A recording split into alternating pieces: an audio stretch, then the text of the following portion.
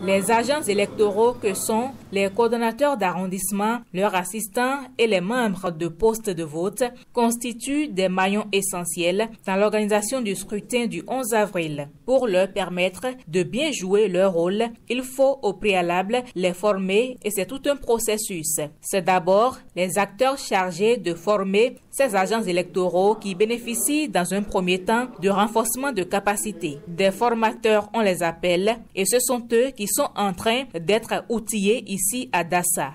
Pour être bien formé, il faut disposer de formateurs compétents. C'est à cette fin que vous avez été désignés en fonction de vos aptitudes pour être formés et devenir à votre tour des formateurs des agents électoraux.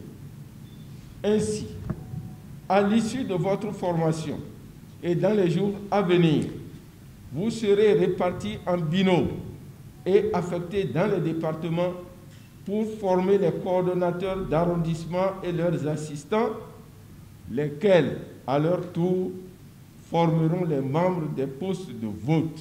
Cette formation est faite de diverses communications portant sur les rôles et responsabilités des agents électoraux, les sanctions encourues en cas de manquement. Les participants sont également soumis à des exercices pratiques de remplissage des documents électoraux. Il s'agit, comme vous vous en doutez, d'une opération qui représente de nombreux défis à relever pour éviter les nombreuses critiques faites à la Sénat à l'issue de chaque scrutin, notamment le mauvais remplissage des documents électoraux, la mauvaise compilation des résultats, la confusion dans la transmission des documents, le refus de remettre les feuilles de dépouillement ou de compilation aux représentants des candidats, le comportement discourtois vis-à-vis des électeurs, et j'en passe.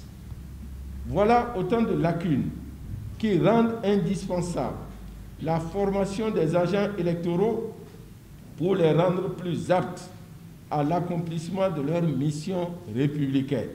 Le bon déroulement du scrutin le jour de vote dépend en grande partie de l'engagement et de l'efficacité des agents électoraux dans l'exécution de leurs tâches, a rappelé le président de la Sénat avant d'appeler les formateurs à une participation active pour former à leur tour les agents électoraux.